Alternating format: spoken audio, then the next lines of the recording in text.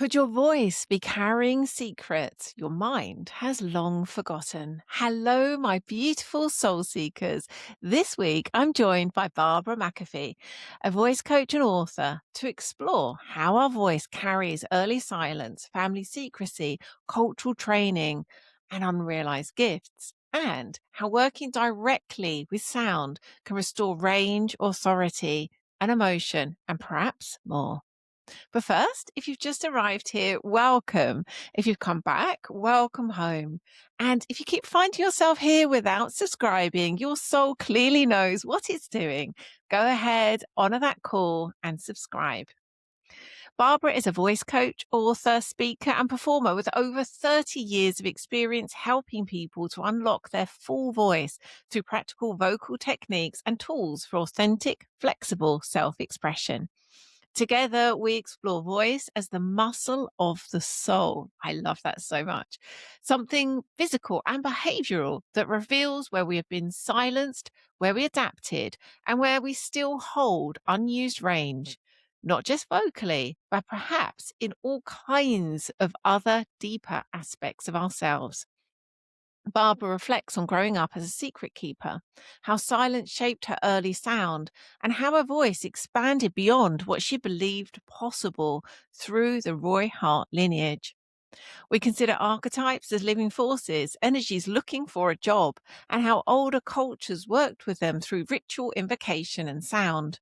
We look at the five elements as a living map of vocal expression, how earth, fire, water, metal, and air each carry distinct qualities in the body, and how landscape, gender, and class shape which of these we feel permitted to use.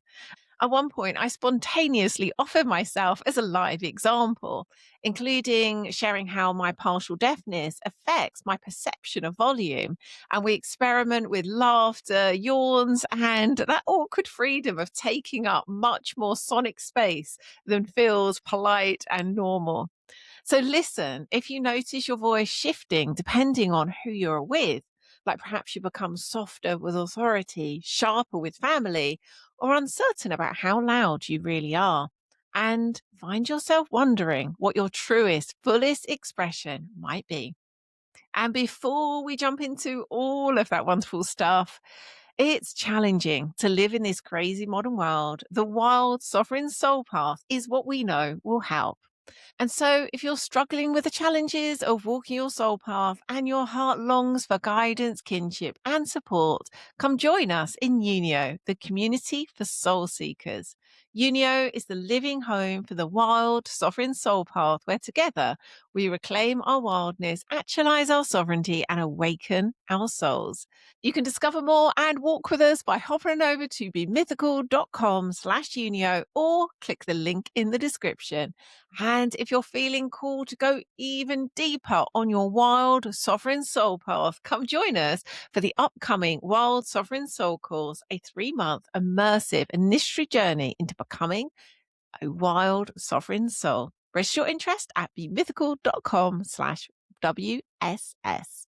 And now back to this week's episode. Let's dive in. Hello, Barbara. Welcome to the show. Thank thank you so much, Lian. It's good to be here. Oh, it's so good to have you here. As I was saying, there is such clear alignment for the work that you do and the work that we do. And I just cannot wait to explore all of that with you. But I want to start at the beginning. And what I would love to know is my sense is the soul kind of starts to speak really early on, right back in childhood for, well, I would say all of us, whether we're aware of it or not. So for you, thinking back to your childhood, what would you say y- is the way that your soul was speaking to you about sound? Way back then, about Mm, voice, about mm. sound. What were you aware of looking back that was already being shown to you? I think, um, like many people who are doing healing work, I think my soul was actually being tested by silence, by secrets. I'm the secret keeper in my family. I blew it all open in my 20s.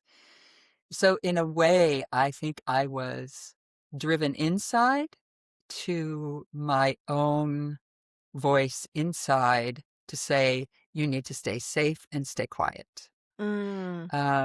And it sounds a lot worse than it was, actually. You know what I mean? It wasn't, I've heard so many stories of my work over the years that were hair raising, of how people were raised. But that, I think, was the crucible for my finding my own voice, because I felt like I didn't really have it in a big part of my life. Mm. I did theater with some like little girlfriends. I directed a play when I was in sixth grade, and I refused to have any teachers involved, which they would never do now.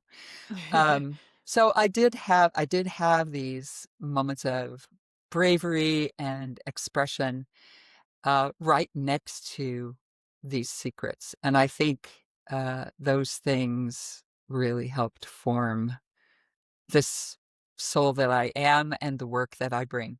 Mm. Yes, that really makes sense. So often, what we can see looking backwards is, in some ways, an inversion or a challenge to be the thing that we're destined to be, and so it's actually the absence of the thing that we're most present to. So it really makes sense. Um, Talking about that, I know that in your work, just the same as in ours, there is this understanding that so often our greatest medicine is found in our deepest wounds. And it's to go into those wounds that is to allow that to be alchemized into medicine, first for ourselves and then for the world. I would love to hear your sense of that through this idea of voice, particularly, and how Mm. those themes of wound and, medicine, stroke, kind of soul expression work as far as you're concerned when it comes to voice. Oh my goodness. Well, how many hours do we have? It does seem to Well, I be said we like, might need to come back and do another episode. oh, so many things. I am a great lover of the work of Jung. Mhm. I've not Snap. studied Mhm. formally, but his work had so much to do with this work that I do. Mhm. We go into, particularly, I like his work around the shadow and the collective unconscious and archetypes. That Mhm. that there are these energies floating around looking for a job. Uh, and I think our ancestors kept those archetypes busier than we do, with Mm.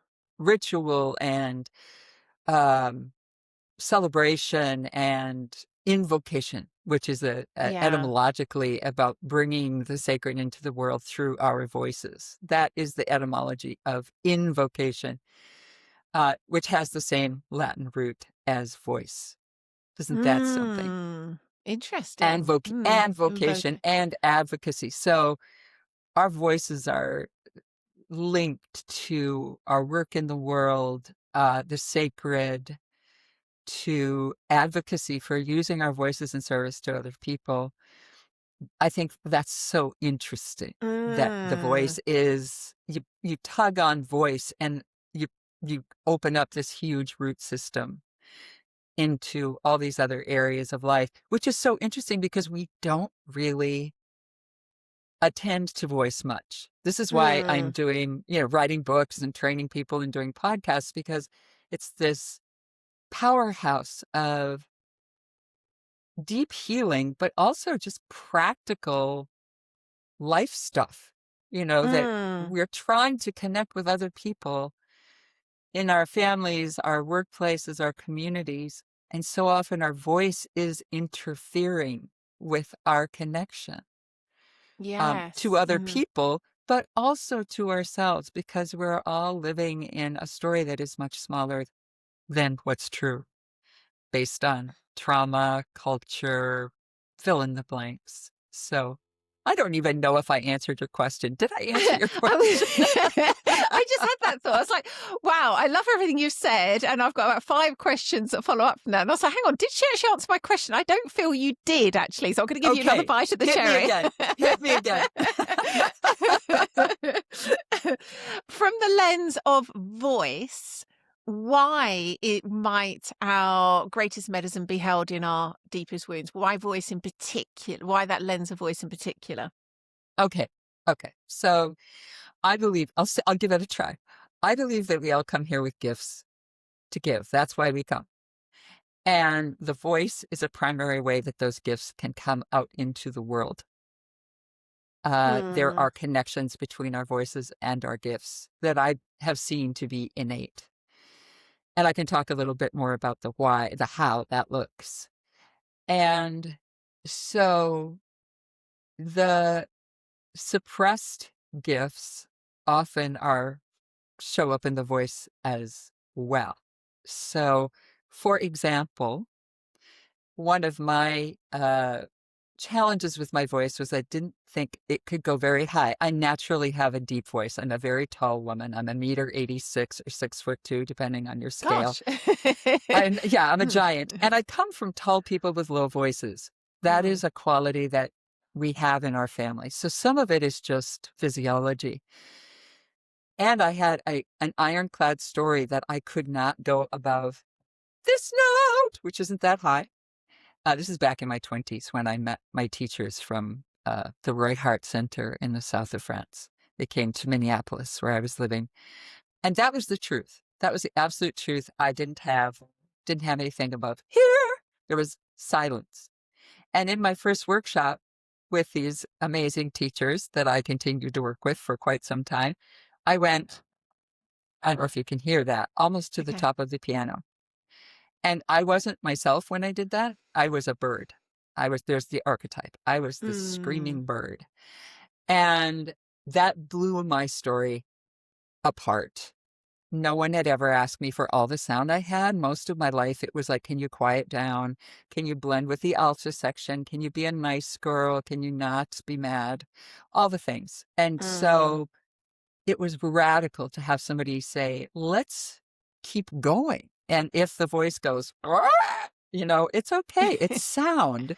It's not speaking. It's not singing. It's sound way out in the wilds. And so I started unpacking, like, where did that story, that limit originate? And I was doing therapy at the time. So my voice and my therapeutic journey, my healing has all been tangled up with each other mm, the whole time. And what I uncovered is that a lot of that ceiling was sourced in those secrets, in having to grow up too fast. And all of us had to grow up too fast. We got the hell out of childhood as mm. quickly as we could for various reasons. Um, and this is the voice we have when we're little. I call this the air voice in my 5 elements framework and the approach I use to the voice. And this one I just didn't have because I'm a tall, smart person and from the middle of the United States where we have no space for that kind of nonsense. And so so many tears, so much grief of that lost innocence, that willing to be light and soft and sweet. Um, and it got to come home. Now I speak in it, I sing in it. I've welcomed that quality back into my voice that was squashed. And I've Mm, watched and supported others who have whole chunks of their voice and their personality or their expression as a human being that have been exiled or suppressed. And the beauty of it is it's so ready to come back. No matter mm. how long it's been gone, no matter how horrible the suppression of it, the voice is so generous. It's willing to come back. Mm, then you answered it. Yay! So glad. So I'm reminded of just before we started recording, you quoted, and I'll invite you to correct me on the exact quote, but something along the lines of the voice is the muscle of the soul. Um, and I felt the embodied truth of that. When you said that, I could feel it viscerally. So there's a couple of questions here. I think in part you have answered why that might be the case in what you've just said, but if there's anything else that you want to add to why is the voice the muscle of the soul? Again, I may be paraphrasing horrendously here. Um, and I'm wondering whether, and you alluded to this when you were saying, we put the archetypes to work far less in this modern age. And I agree with you. So much of our work is also based in archetypes, and also, I guess you could say that our primal wisdom, our collective inheritance of wisdom, which we're kind of just starting to remember, some of us. So, do you feel that our long ago ancestors knew that the voice was the muscle of the soul, and this is something that we're now remembering? You got the quote completely right. Oh, So, good. bravo. Thank you. And one of the ancestors of the work that helped me open my voice is Alfred Wolfson, who was a German Jew who was a stretcher bearer on the Western Front in World War I, and basically came back from the war shattered from what he saw. And of course, and one of the symptoms of that was that he had auditory hallucinations of the screaming of the men, and Mm, tried a bunch of things to heal himself emotionally and spiritually. And out of desperation, just started making those sounds himself. And it worked. And then he escaped to London. He started teaching others uh, to use their voices. Some of them were singers, actors, some were just ordinary people who were interested in reclaiming more of their humanity. And that was I talked to him a lot. Jung is one of the ancestors of this work, and Alfred Wolfson. I want to say it was worth it. I tell everyone I train, I've trained about 75 people in my 5 elements framework around the world, and I always make sure they know how to tell his story to honor mm, him. So I want to honor him. Um, So back to your question. Yes, I do believe our ancestors used the archetypal much more. And I do think it's a doorway to our wildness, our fullness as human beings. And a lot of the approach I use the elements of earth, fire, water, metal, and air, which is the one I was just talking about reclaiming, right? And to open these, we use these archetypes, and often they are things we are never supposed to be. Like for Earth, a lot of times I'll have us be Neanderthals. Or a giant or a troll or an ogre or something, or bear. And that is we're not supposed to be like hairy, heavy, primal, animalistic, right? And so mm, it does help. I open the voice into an exaggerated version first, mhm, because part of it is it's easier to make a big change sometimes than a smaller one, but yes. also it gives us permission to embody and give voice to parts of ourselves that are not necessarily welcome in quote unquote civilized society. So we get to be, animalistic and maybe a little brash in the fire voice, a little loud. And with water, we get to be, emotional, and tender-hearted.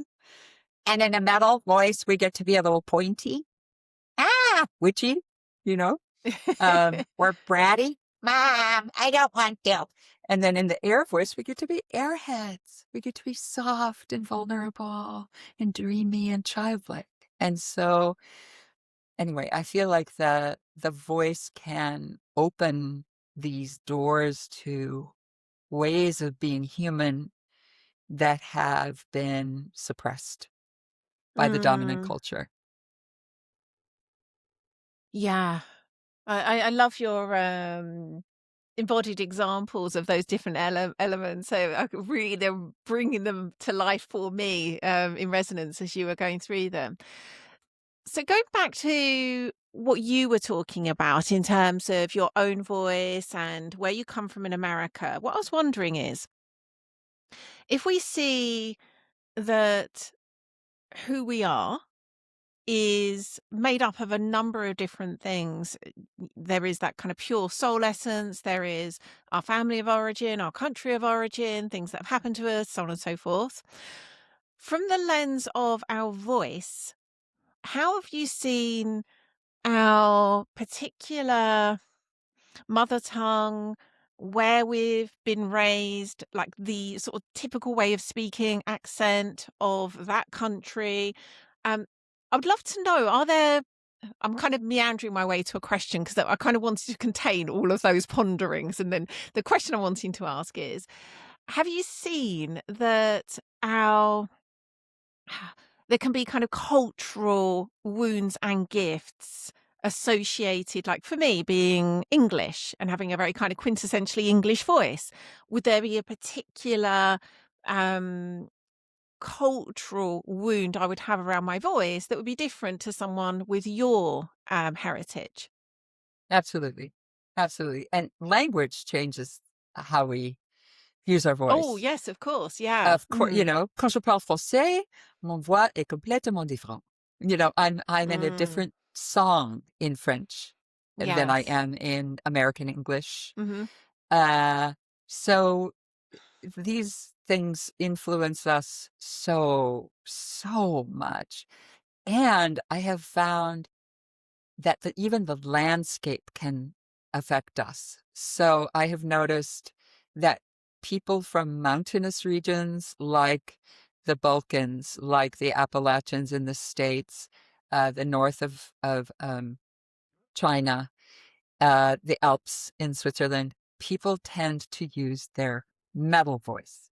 Mm. I am Oh. a poor wayfaring stranger, which is basically the imitation of the bagpipe Mhm. from the Appalachians, the bluegrass of American singing. But there's the Balkan Women's Choir that I found thrilling, those really bright, flat sounds, that close harmonies. Yole, yole, yole, so there's people in the mountains often naturally go to the metal voice because it carries over long distances. Mm. So yes, language. I have friends from New York City as well. And, they talk fast and they talk up here in their nose. And I can hear my friend Jennifer in every room I'm in. You never have trouble hearing Jennifer. Um, and part of it is it's this big, noisy place. Mm. So it's so interesting that connection between language, culture, class, but Mm. also landscape. Yes. That makes so much sense. The realization I've come to over the years of doing the work that we do is how in our modern culture we very much think we can relate to archetypes kind of pulled up out of their roots when really these things are always contextual to the land, whether it be archetypes from the myths they're from, which are from the land they were from. And so what you're saying here makes complete sense. All of these things are interconnected. um and so I'd love to ask actually, what would be from an elemental perspective, what would be the English voice? Oh, there's so many though, darling. There are so many. I think, um, yeah, there are so many because we have personalities as well. Mm, And there's, Cockney is different than, there's so many different flavors of the English voice. I do mhm, think there is more of a value of reserve, which we have in the Midwest where I live, mhm, this sense of decorum and reserve and not getting too big mm, or drawing attention to oneself. Um, and we can find exceptions for every mhm. single one of those caricatures in a way, but the culture does kind of form us Yeah. to be a certain way, to be approved. And then we also have gender. And so Mm, as women, a lot of us are raised to be in our water, which is connected more to the heart. It's mhm. the voice of the heart. And so as women, we're supposed to take care of everyone. We're supposed to be empathic. We're supposed to be very kind and nice, which is great until it isn't, until we need to set a boundary. No, or train a dog. I saw your dog in the background. Oh. I have multiples. So, so their gender has a whole range Oh. of ways, and to be a good man in the dominant patriarchal culture is to be dead. You know, you don't feel, you don't move, you Mhm. don't uh, wear color, you don't express. It's getting a little better in some of the generations coming up behind, but that is the cultural norm for men, is to be dead. And even like the movies have us seeing like Arnold Schwarzenegger being part man and part robot. It's like, Mm. oh my God, you've got to be kidding. So I think our different uh, class, gender, ethnicity, region, um, a lot of things get wrapped around our voices, which are our bodies too. I mean, it's all one big system. Mm. Yes, goodness. I feel like I want to do a whole conversation on each part of this on its own. I feel like we every time we get a chance to go somewhere, I'm like, oh, I want to go really deep here. But equally, there's lots of other places I'd like to go. But gosh, yes, there's so much here. And again, of course, all of these things, if we map voice onto soul, it's no wonder it shows up and is created by all of these different aspects of us. Um, moving into for anyone listening to this and having that curiosity of, I wonder what my own voice is telling me. So right now, without having, and what I also find, so I'm just a segue here slightly, I'm also recognizing, although this is the 12th year, I believe, of this podcast, and having done so many episodes on so many things related to the soul, I think this might be the first episode we've done on voice. If it isn't, it's certainly a very long time ago since we've done an episode, anything to do with voice, which I find interesting because I can Yes. hear everything you're saying. It just reads as true to me. This is so interesting. And given my work with, say, for example, shamanism, which so involves the voice in singing and chanting, it's like, how is it that this is not something that I've focused on personally or on this show before? So there's something interesting in that for me that I actually would like to explore with you in a moment. Before we go there, for someone listening to this, and I imagine if someone's listening to this, they're already on that path of the soul. They're interested in the things that we're talking about. How might they start to listen to their own voice and see what's being held back, what's being repressed, the places that they haven't yet been able to express themselves? How would they go about that? Mm. Well, I would just invite people. I think this work, these elements, I feel like is the secret decoder ring for the voice. Mm, We're paying attention to voices all the time. Like if I had come on this podcast and I was talking like this, people are assessing all the time. Is this person credible, likable? And we are all leaking a lot of information about who we are by the sound of our voice. I could tell that you were not from Alabama when you started to speak, and you could tell I was not from Devon. mm. It's like we are, I'm actually from and Devon. are you So, really? Get yes, that's where I out of was here. Oh my gosh. Well, what else would you like to know? I just pulled that. I was like, why am I saying Devon? I guess I know why I'm saying Devon. This is happening more and more all the time. born. Um, Now I've lost complete track of what we were talking about. Oh, about where to start. So I think just paying attention to, first of all, your sound, not just your words. And I like to encourage people to get outside of that little voice box that we're all living in. So you could just voice your yawn when appropriate. Mm. And that'll open up your earth voice. And sing along with a good rock and roll singer. That'll wake up your fire voice. Or just, yell at the person who's cutting you off in traffic, which is one of my favorites. Use his voice training. Yeah, big idiot. But it's joyful and it can be angry both. Fire, it's all tangled Mhm. up in passion and big expression.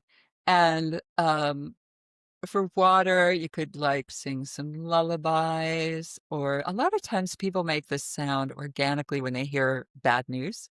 A lot of times Mhm. people put their hand on their heart and they go, "Oh no.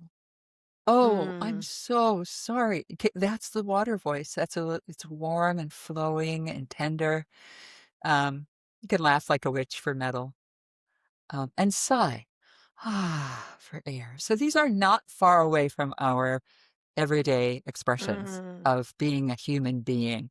A lot of, and you can also get fire if you stub your toe or burn yourself on the stove. It's like, Mm. ow, ow, So a lot of us, we do have access to these, but we don't really have a, a framework to hang them on. And I made the Mm. framework to help, Yes. uh, Mhm. and also to listen. That is fascinating. You can listen to yourself, say like, oh, how do I talk to my dog as opposed to how I talk to my boss or my neighbor? Mm. Right? Those shifts. It's like, oh, I'm holding back a little here. I must not feel comfortable. Mm. And I have a friend that I when we're together, we find each other hilarious and we laugh like witches. I don't laugh like that with anyone else. That's our language. So Mm. to pay attention to your own shifts in your voice, but then also to listen, to say, what am I hearing? Most people are a mix. Mm. What am I hearing and what might it mean? So, for instance, I had a client who saw himself on a video talking about how passionate he was.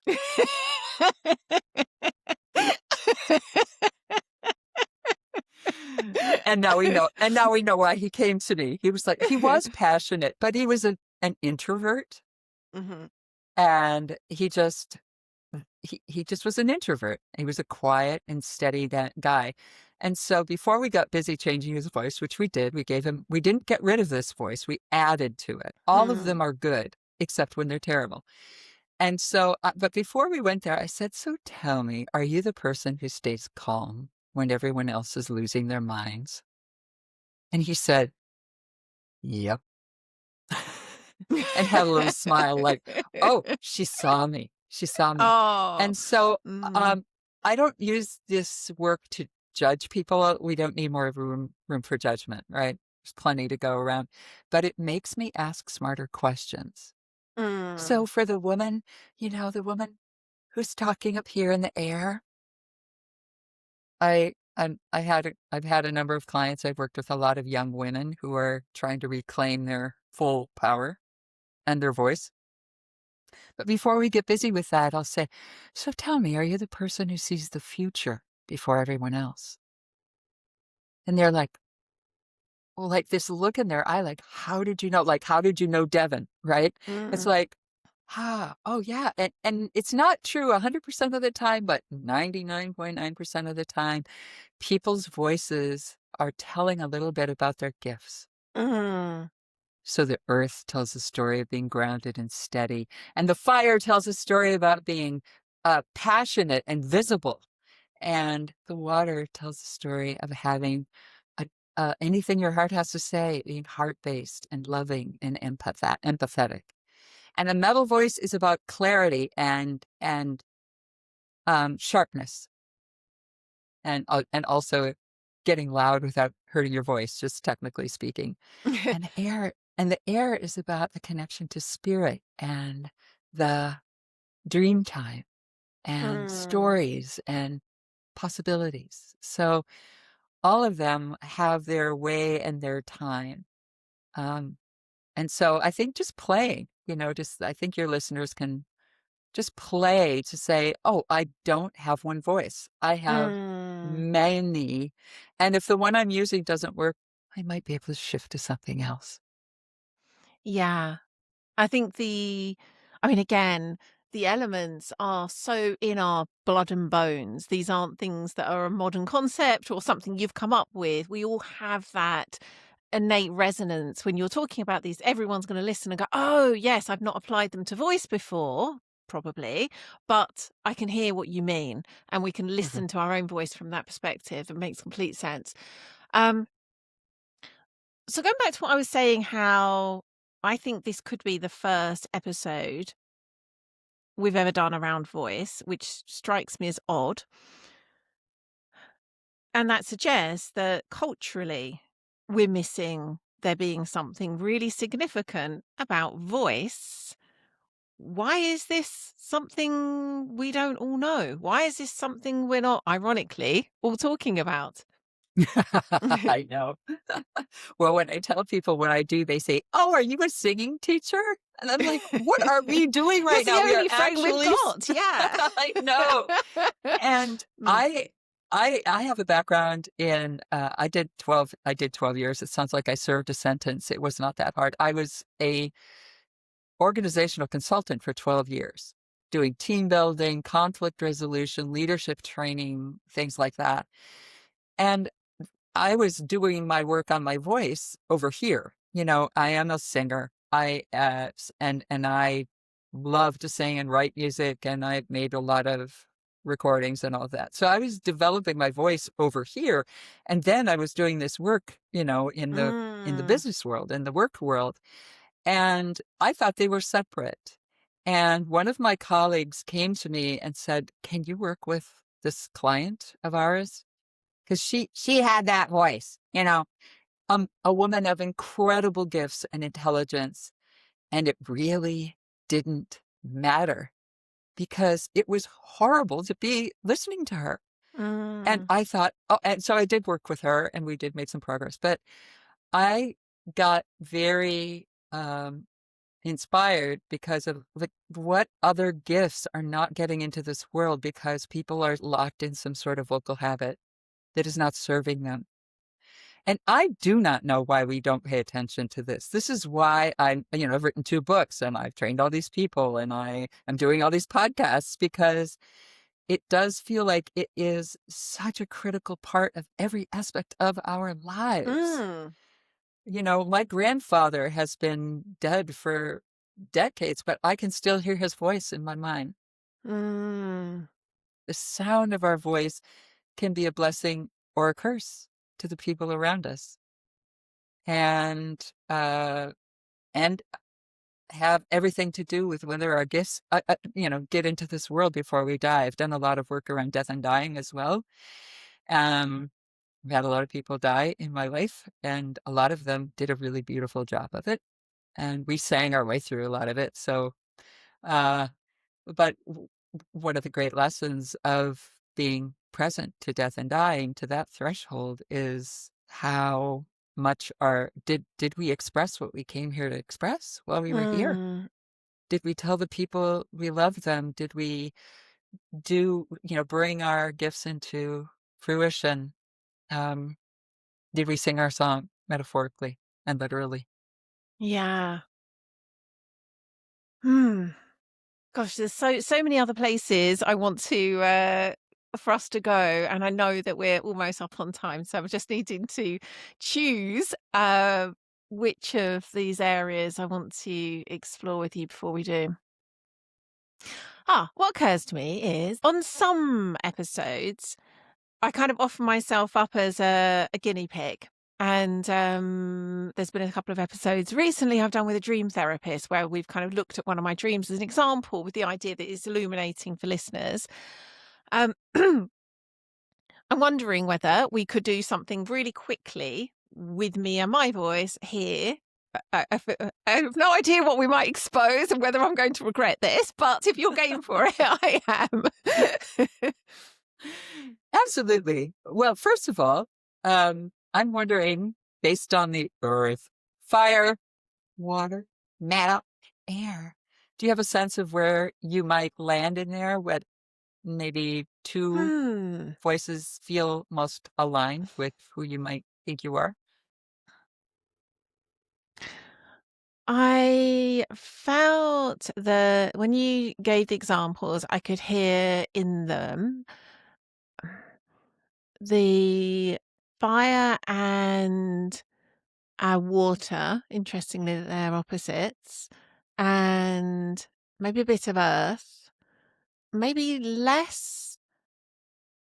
It's interesting because I feel like my mind can be quite metal, but I don't feel my expression is particularly. And likewise with air, it feels like my being is quite airy, but I don't necessarily know my voice is. Mm, interesting. Very interesting. I do not hear much earth. Hmm. Uh, uh, uh, uh. I don't hear a lot of basement in your No, that's voice. probably true. Maybe my Right, relationship right. to Earth is different to how you're Yeah, describing it here. Hmm. yeah, yeah. And I mean, we're just jumping in. You just heard this 10 minutes ago. So, um, what I hear, and let me just say the question is way more interesting than the answer. The I wonder. What am I Mm, hearing? I wonder. Hmm. I do hear a lot of water, which makes a lot of sense. It does, as a person who's concerned with healing. So I hear a lot of water. I do hear a little like teaspoon of metal, and I think that has to do with your accent. There's a mm. resonance Metal in your teaspoon. voice.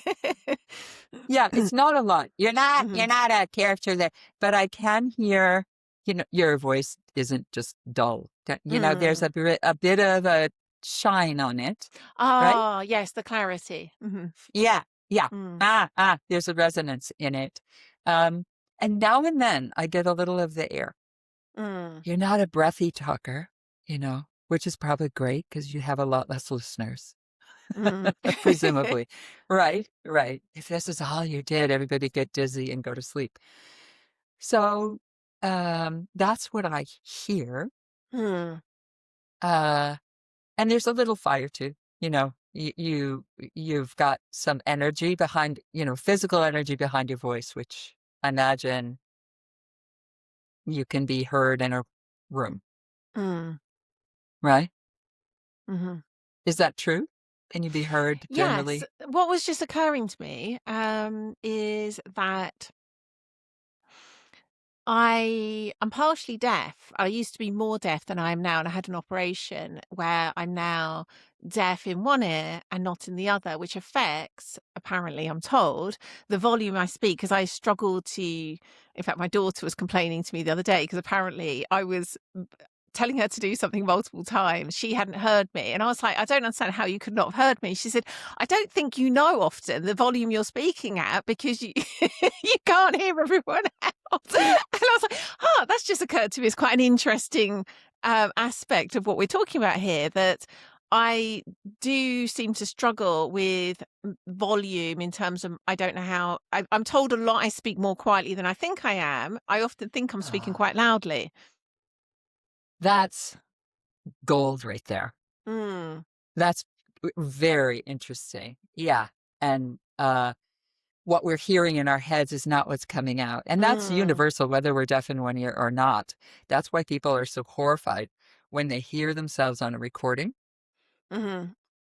A lot of times, well, we're used to it because we do a lot of recordings but almost universally people say, oh, I just hate the sound of my voice on a recording because it is so different from what we hear in our heads. Mm. The way it's being conducted is completely different. Um, Air is different than bone and tissue. So, Mm. uh, you're probably an even bigger example of that just because of the deafness in one ear. So I would I would invite you into fire, I think, fire and earth as being the ones that are maybe less expressed for you. Mm. Um, and to get a little do you want to get a little with me for a minute? I just clear my voice. I'm hoping I don't set my dogs off barking because if I Yeah, do the strange animals. sounds, Yeah, the animals all go crazy with they'll this. get They involved. always do. They either run or they come and jump on you, and yeah. So they So, may well do that. I'll warn you now. Ugh. Ah. uh. Ah. Ah. Ah.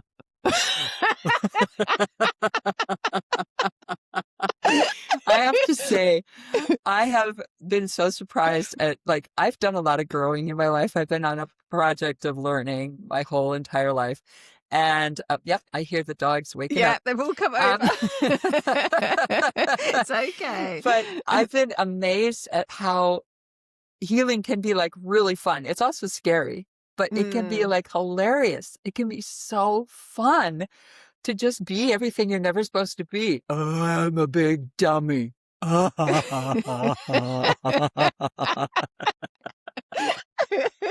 So actually laughing is a great way to do it too. It might make it easier Mm. for the dogs. I don't know if it will be. We'll try that.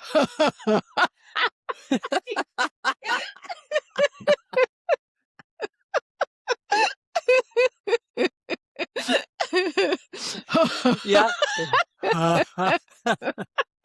Yeah, you're breaking a lot of rules. You're breaking so many rules right now about like how it is to be like a nice lady. You know, you're Yes. just being. "Ugh." And then the other for fire, we could just laugh like fire too. And I'm going to back off my mic so I don't burn it all up. You want to laugh loud? My husband's going to be is the office above me. So what on earth is going on?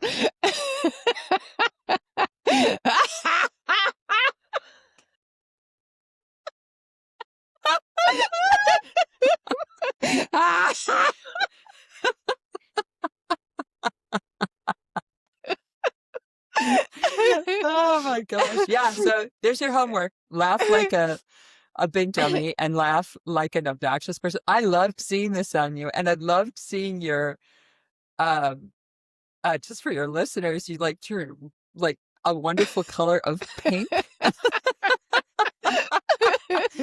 Yeah. So I love taking people through all five laughing, you know, Mm.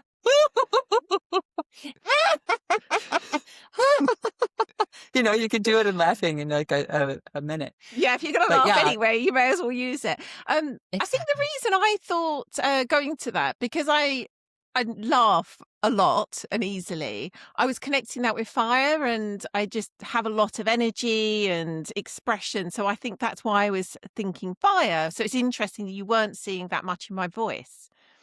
Well, also, we're doing a podcast and you have a very uh, sensitive mic right in front of your face. And this is a one-on-one conversation. Mm. And so you don't need a lot of fire to do what we're doing here. The Mm. context is more intimate, right? Yes. Okay. And so there may be places where you are quite fiery. I'm kind of fiery. That's my dominant, if you hadn't figured it out.